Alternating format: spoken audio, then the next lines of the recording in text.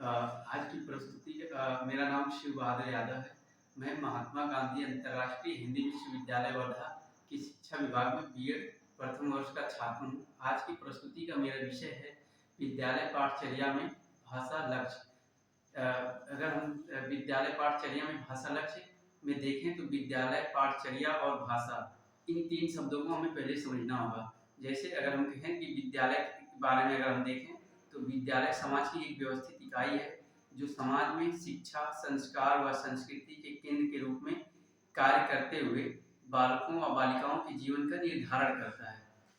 वहीं अगर हम पाठचर्या की बात करें तो पाठचर्या दो शब्दों से मिलकर बना है, पाठ्य और चर्या। पाठ्य का अर्थ है पढ़ने योग्य अथवा पढ़ाने योग्य और चर्या का अर्थ है नियम पूर्वक अनुसरण। इस प्रकार पाठचर्या का अर्थ हुआ पढ़ने अथवा पढ़ाने योग्य विषय वस्तु और क्रियाओं का नियम पूर्वक अनुसरण।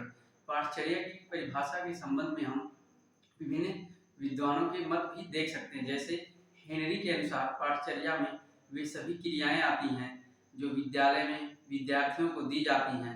मुनरो के अनुसार पाठचर्या में वे सभी क्रियाएं आती हैं जिनका हम शिक्षा के उद्देश्यों की प्राप्ति हेतु विद्यालय में उपयोग करते हैं। पाल हिर्श के अनुसार उस सभी क्रियाओं का प्रारूप जिनके द्वारा शैक्षिक लक्ष्यों अथवा उद्देश्यों को प्राप्त किया जाता है पाठचर्या उनकी संज्ञा दी जाती है। इस प्रकार हम कह सकते हैं कि बालक की संपूर्ण आवश्यकताओं की पूर्ति एवं उसके सर्वांगीण विकास हेतु विभिन्न विधियों द्वारा व विभिन्न तरह की दी जाने वाली शिक्षा का सम्मिलित रूप ही पाठचर्या है। अब अगर हम जैसा कि हमने बताया कि विद्यालय पाठचर्या में भाषा लक्ष्य, तो यहाँ हम विद्यालय और पाठचर्या तो देख लिए। अब भाषा क्या है, भाषा के बारे में हम देखेंगे। तो भाषा वह साधन है जिसके द्वारा मनुष्य अपने विचार दूसरों पर भली भांति प्रकट कर सकता है और दूसरों के विचार स्वयं स्पष्टतया समझ सकता है। इस प्रकार हम कह सकते हैं कि भाषा मानव जीवन को सुलभ बनाने में अति महत्वपूर्ण भूमिका निभाता है। जैसे शिक्षण प्रक्रिया में यदि हम भाषा की बात करें तो भाषा के बिना संभव ही नहीं हो सकती। भले ही भाषा के मौखिक, लिखित या सांकेतिक रूप का प्रयोग हो, पर यह भाषा के बिना संभव नहीं हो सकती। विद्यालय पाठचर्या में भाषा लक्ष्य की बात करें तो लक्ष्य शब्द का अर्थ है उद्देश्य, अर्थात वह बात या जानकारी या वस्तु जिसे प्राप्त करना उद्देश्य हो। इस तरह भाषा लक्ष्य का अर्थ होगा ऐसी भाषा जिसमें जानकारी प्राप्त करना उद्देश्य हो।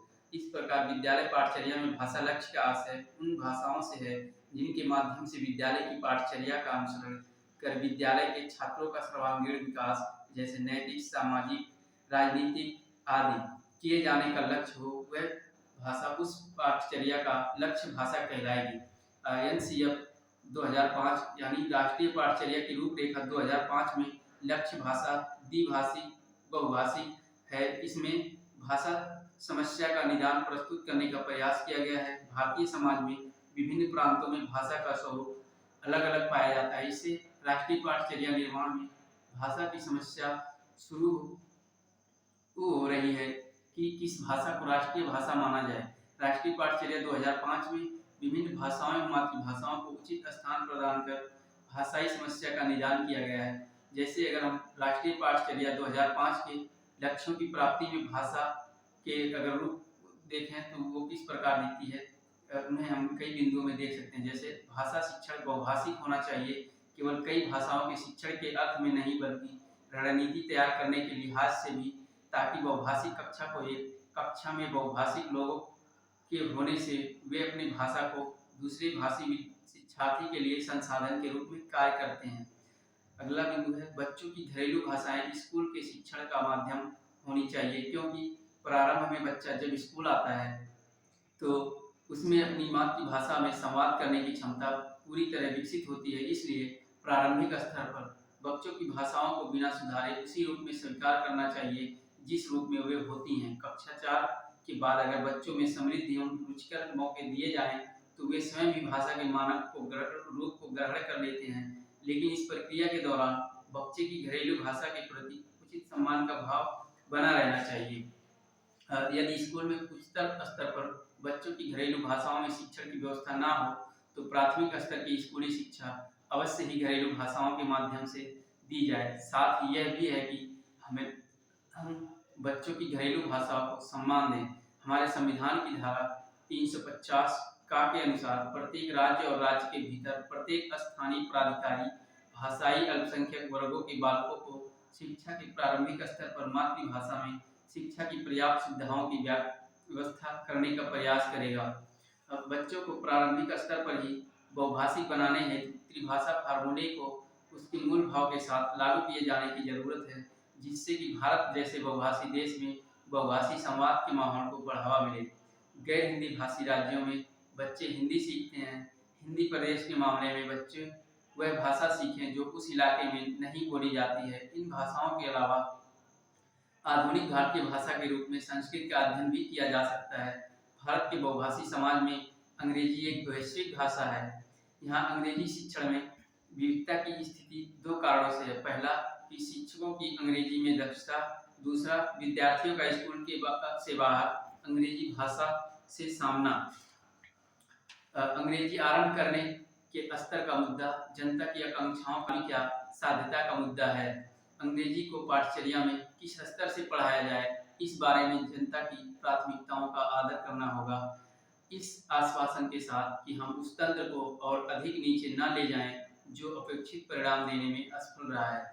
द्वितीय भाषा की पाठचर्या के दोहरे लक्ष्य को अगर हम देखें तो वैसी बुनियादी दक्षता प्राप्त करना जैसी प्राकृतिक भाषा ज्ञान में अर्जित की गई हो, साक्षरता द्वारा भाषा का एक ऐसा विकास हो कि वह अमूर्त चिंतन और ज्ञान का उपकरण बने। द्वितीय भाषा संपूर्ण पाठचर्या संबंधी उपायों की बात करता है जो अंग्रेजी और अन्य विषयों तथा अंग्रेजी या अन्य भारतीय भाषाओं की दीवार को तोड़ दे। आरंभिक स्तर पर अंग्रेजी वह भाषा हो सकती है जिसके माध्यम से बच्चों को ऐसी शैक्षणिक गतिविधियां करवाई जाएं जिससे दुनिया के बारे में बच्चों की जागरूकता बढ़े। बाद के चरणों में सभी अध्ययन भाषा के जरिए होते हैं। उच्च स्तर का भाषा कौशल सभी भाषाओं में समान हो सकता है। जैसे पढ़ना एक ऐसा कौशल है जो दूसरों को सिखाया जा सकता है। एक भाषा में इसके सुधार का असर अन्य भाषाओं में भी सुधार लाता है। अपनी भाषा में पढ़ने में यदि कोई असफल होता है तो उससे दूसरी भाषा के पठन पर भी प्रतिकूल प्रभाव पड़ता है।